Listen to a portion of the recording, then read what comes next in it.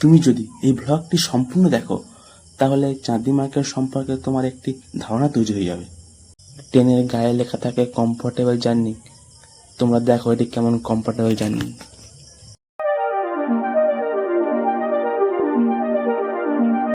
আজকে আমরা চলে এসেছি কলকাতার একদম ইলেকট্রনিক্সের প্রাণকেন্দ্রে চাঁদনী চক মার্কেট।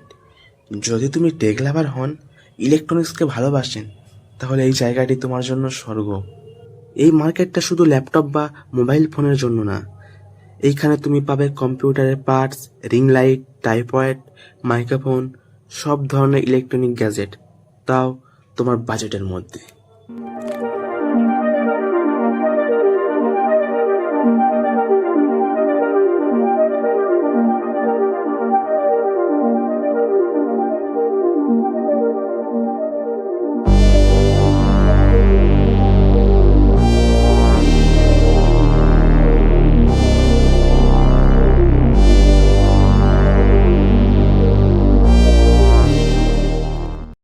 এই দোকানগুলোতে দাম অনেক কম।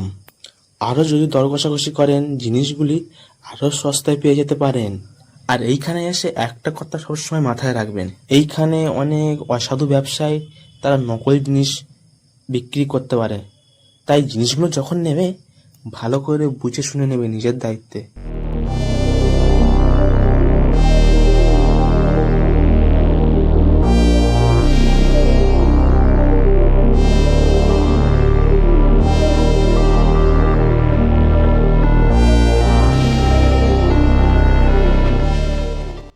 এবার একটু আমরা চাঁদনী মার্কেটের ইতিহাসটি জেনে নেব।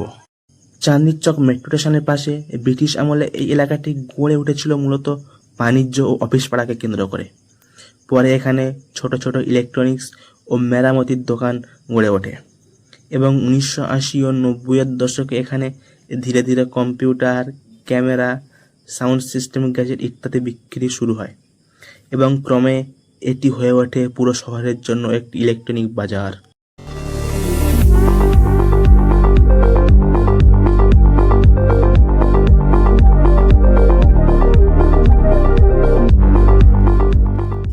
বন্ধুরা, একটি ব্লগ ভিডিওর মাধ্যমে গোটা চাঁদনী মার্কেটকে তুলে ধরা সম্ভব নয়। এই ব্লগটির মাধ্যমে আমি কিছু মেন জায়গা তুলে ধরেছি। চাঁদনী মার্কেট থেকে এই স্ট্যান্ডটি নিয়েছিলাম, এটি 300 টাকা নিয়েছে। আর এই ছোট স্ট্যান্ডটি 100 টাকা নিয়েছে। এই ছোট স্ট্যান্ডটিতে ব্লুটুথ সাপোর্ট রয়েছে। ভিডিওটি ভালো লাগলে লাইক দিতে ভুলবেন না। এমন আরও লোকাল মার্কেটের ব্লগ পেতে চ্যানেলটি সাবস্ক্রাইব করুন।